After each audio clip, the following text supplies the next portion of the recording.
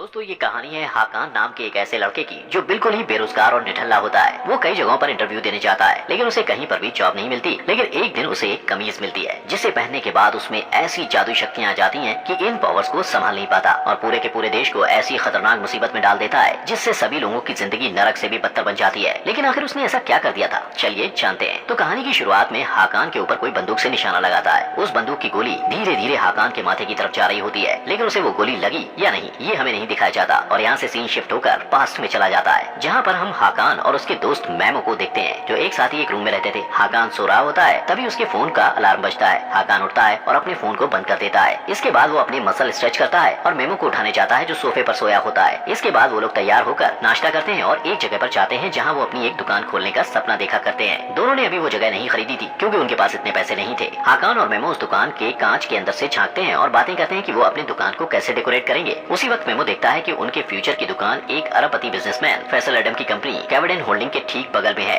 इसके बाद हाकान अपने पिता रास्ते में उसकी मुलाकात अपने पड़ोसियों और दोस्तों से भी होती है। वो सड़क के किनारे के बाजार में भागते हुए दिखता है और कई बाजारों, सड़कों और कोनों की दुकानों से होते हुए गुजरता है। इस बीच रास्ते में उसे एक औरत मिलती है जिसका नाम टरकोन था। वो लोगों का भविष्य बताती है और हाकान से कहती है कि जल्द ही उसका भविष्य बदलने वाला है, जहाँ वो कुछ बड़ा और कुछ अलग करने वाला है। लेकिन हाकान वहाँ से चला जाता है क्योंकि उसे किस्मत की बातों पर यकीन नहीं होता। हाकान अपने पिता के पास पहुँचता है। यहाँ उसे पता चलता है कि हाकान अनाथ है और नेसेट हाकान के पिता नहीं है, उन्होंने उसे गोद लिया था। हाकान अपने पिता से मिलता है जो 600 साल पुरानी दुकान के मालिक थे और वो कुछ पुरानी और हाथों से बनी चीजें बेचते हैं। हाकान अपने पिता को अपनी एक दुकान खोलने के प्लान के बारे में बताता है, लेकिन नेसेट उसका मजाक उड़ाते हैं और उसके पहले के कामों के बारे में बताते हैं जो नाकामयाब हो चुके थे। हाकान उन्हें ये कहकर मनाने की कोशिश करता है कि उसकी दुकान बिल्कुल नई है और बहुत अच्छी जगह पर है, लेकिन नेसेट उसे नजरअंदाज कर देते हैं और उसे एक लड़की को कारपेट देकर आने के लिए कहते हैं जो वहाँ घूमने आई थी और उसने एक दिन पहले उस कारपेट का ऑर्डर किया था। इसके बाद अगले सीन में अरबपति फैसल एडम को दिखाया जाता है जिसने शुरुआत से मेहनत करके इतना बड़ा मुकाम हासिल किया था। फैसल एक हेलीकॉप्टर से उतरता है और उसकी मदद करने के लिए उसके साथ उसकी असिस्टेंट लैला और सुरक्षा दल का चीफ मजहर होते हैं। लैला अपने बॉस को बताती है कि उसे हागिया सोफिया टेंडर पर चर्चा करने के लिए एक प्रेस कॉन्फ्रेंस में जाना है। हागिया सोफिया इस्तांबुल की एक इमारत है जो 1500 साल पुरानी है और इसकी बेमिसाल खूबसूरती की वजह से बहुत सारे बिजनेसमैन इस पर बोली लगाने वाले थे। फैसल एडम प्रेस में कहता है कि हागिया सोफिया इस्तांबुल का दिल है और वो इस बोली को जीतकर इसके वजूद को बनाए रखने का प्लान भी साझा करता है। इस बीच फैसल और उसकी टीम की मुलाकात गोखन गुलटेकिन से होती है जो हागिया सोफिया पर बोली लगाने के लिए आया होता है। वो लोग एक दूसरे से मिलते हैं और बोली के लिए शुभकामनाएं देते हैं। इसके बाद सीन बदलता है और हाकान कारपेट लेकर उस टूरिस्ट लड़की के पास जाता है जो कैविडेन होल्डिंग होटल में रुकी हुई थी। कारपेट देने के बाद जब हाकान वापस आ रहा होता है तो देखता है कि वेटिंग रूम में बहुत लंबी लाइन लगी हुई है। हाकान उस लाइन में खड़े एक आदमी से जब इस बारे में पूछता है तो उसे पता चलता है कि फैसल की कंपनी में जॉब के लिए इंटरव्यू लिया जा रहा है। हाकान के पास इतने पैसे नहीं थे इसलिए वो तुरंत जॉब के लिए अप्लाई कर देता है। लैला उसका इंटरव्यू लेती है जहाँ उनके बीच काफी रोचक बातें होती है, लेकिन हाकान के पास कोई कॉलेज डिग्री नहीं थी और न ही वो विदेशी भाषा बोल पाता था, इसलिए लैला उसे शुभकामनाएं देती है और कहीं और जॉब ढूंढने के लिए कहती है।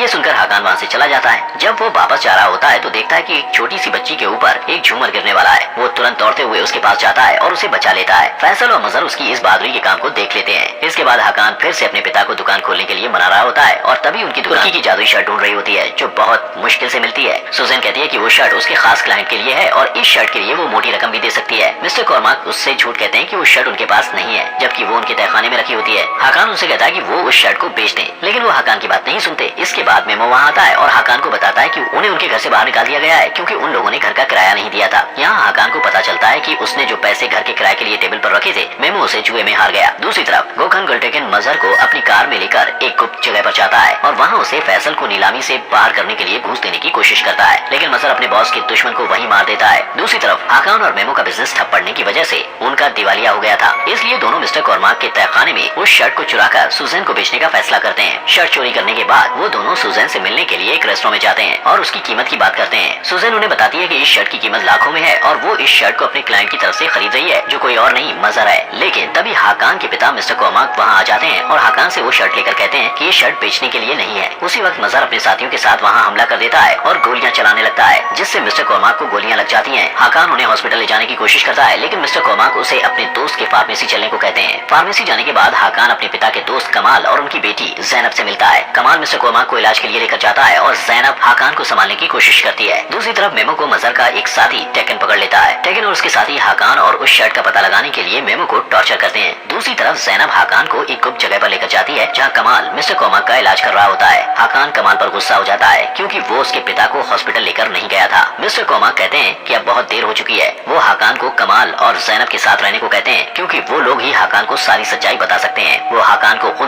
विश्वास करने को कहते हैं जो उसे किस्मत से मिली होती है। इतना कहने के बाद मिस्टर कोमाक की मौत हो जाती है और हाकान सदमे में होता है। फिर कमाल और जैनब अपने बारे में बताते हुए कहते हैं कि वो लोग वफादार प्रोटेक्टर हैं जिन्हें हाकान और उस शर्ट की हिफाजत करने की जिम्मेदारी मिली है। वो बताते हैं कि हाकान भी एक प्रोटेक्टर है जिसका काम ऐसे लोगों को रोकना है जो कभी मर नहीं सकते हैं। ये वो बुराई है जो कभी भी किसी का रूप ले सकती है और इस्तांबुल के साथ पूरी दुनिया को बर्बाद करना चाहते हैं। इन्हें इमॉर्टल्स कहा जाता है। ये सब सुनकर हाकान को लगता है कि वो पागल हो जाएगा और उसे इन बातों पर विश्वास नहीं होता है। कमाल इस बात को साबित करने के लिए हाकान को वो शर्ट पहनने को कहता है। हाकान उसकी बात मानकर जैसे ही शर्ट पहनता है वो शर्ट उसके शरीर का हिस्सा बन जाती है। साथ ही उसके सीने में प्रोटेक्टर का एक जादुई निशान बन जाता है। इसके बाद जैनब उसकी तरफ बंदूक से निशाना लगाती है और गोली चलाती है। ये वही सीन होता है जो इस एपिसोड की शुरुआत में दिखाया जाता है। बंदूक की गोली हाकान के माथे पर लगती है लेकिन माथे से टकराकर उछल जाती है जिससे साबित हो जाता है कि हाकान प्रोटेक्टर है। इसके बाद कमाल हाकान को उन इमॉर्टल और प्रोटेक्टर्स के बीच हुई लड़ाई के बारे में बताता है। इसके बाद प्रोटेक्टर मेहमद को दिखाया जाता है जिसे 7 इमॉर्टल्स को खत्म करने के लिए भेजा गया है। एक दिन उसे इमॉर्टल को पहचानने और मारने का रास्ता मिल जाता है जो बिल्कुल इंसानों की तरह दिखाई देते हैं। उसे 3 तरह की चीजें मिलती हैं जो इस लड़ाई में उसकी मदद कर सकती हैं। इसमें से पहली चीज एक जादुई अंगूठी होती है जो तब चमकने लगती है जब कोई इमॉर्टल इसके आसपास होता है। दूसरी चीज कटार होती है जो इमॉर्टल को मार सकती है और तीसरी चीज एक कवच होता है जो तपस्या से मिला होता है। मेहमद ने हाकान के पूर्वज को उसकी स्किल्स, ताकत और साफ दिल जैसी खूबियों की वजह से इमॉर्टल और प्रोटेक्टर के बीच की इस लड़ाई को लीड करने के लिए प्रोटेक्टर के रूप में चुना होता है। ये सब सुनते हुए हाकान की तबीयत खराब होने लगती है क्योंकि शर्ट की वजह से वो शारीरिक और मानसिक रूप से बैलेंस नहीं कर पाता है। हाकान को इन सब बातों पर अभी भी यकीन नहीं होता